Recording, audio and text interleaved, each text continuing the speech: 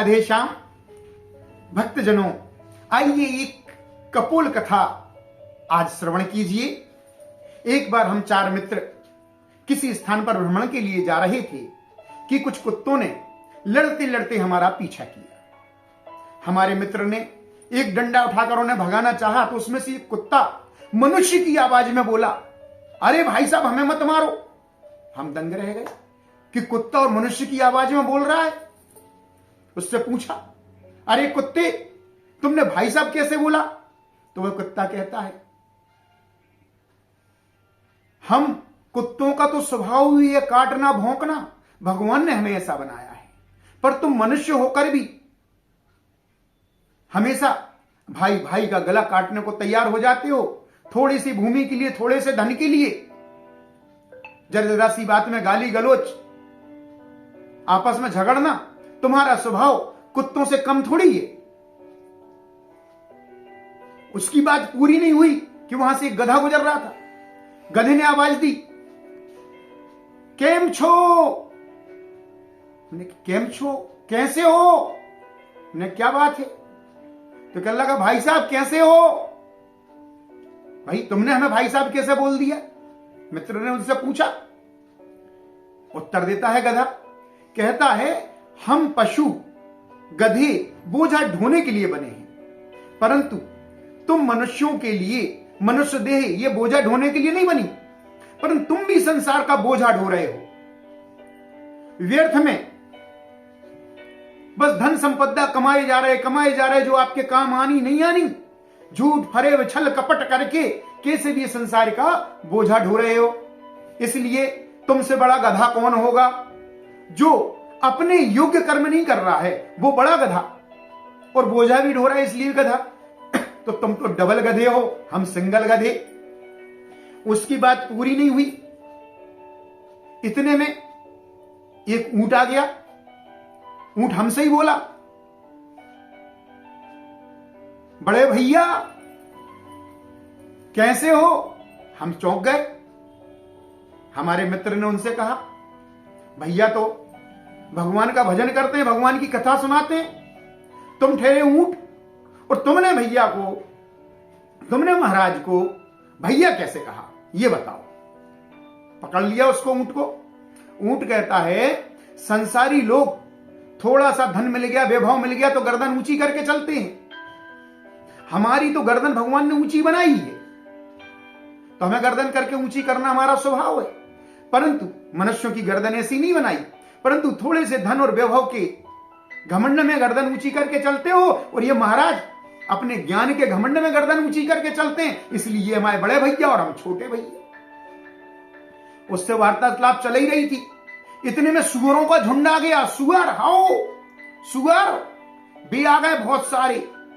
वे सब कहने लगे, हमारे बड़े साहब हती साथ में, बढ़िया सूट बूट टाई फाई। कही, जी हमारे बड़े भाई साहब। अब तो हम सब लोग आश्चर्यचकित और शर्मिंदा।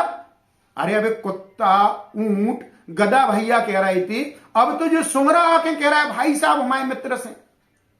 हम लोग चौंक गए। उनसे पूछा, अरे पशु सुअर, तुमने सुअर होते हुए भाई साहब कहने का दुस्साहस कैसे किया? कहने लगे, जी आपके जो मित्र हैं ना, ये क्या खाते हैं पता है आपको? क्या क्या खा के आए? अरे हम पशुओं का तो आहार है, जो हम वही खाते हैं। सड़े गले भक्ष अभक्ष का इनको ध्यान ही नहीं है। इनको ना तो शुद्धि का ध्यान है, किसने थूक के बनाया और खिला दिया उसको भी खा आते हैं, किस रजस्वला स्त्री ने भोजन को छू दिया, पवित्र कर दिया, उसको भी खा लेते हैं। यहां तक भी नहीं, ये तो क्या करते हैं, शाकाहार, मांसाहार, भक्ष अभक्ष कुछ भी ध्यान नहीं है, कुछ भी खा जाते हैं। ऐसे ही ये तुम्हारे साहब। इसलिए ये बड़े वाले सुंगरा और हम छोटे सुंगरा, हम छोटे सुअर, ये बड़े सुअर। वार्तालाप चल रही थी, इतने में एक महात्मा जी प्रकट हो गए। महात्मा कहते हैं, देखो इन पशुओं से उलझो मत, इन पशुओं से तुम जीत नहीं पाओगे, क्योंकि ये पशु सत्य ही कह रहे हैं।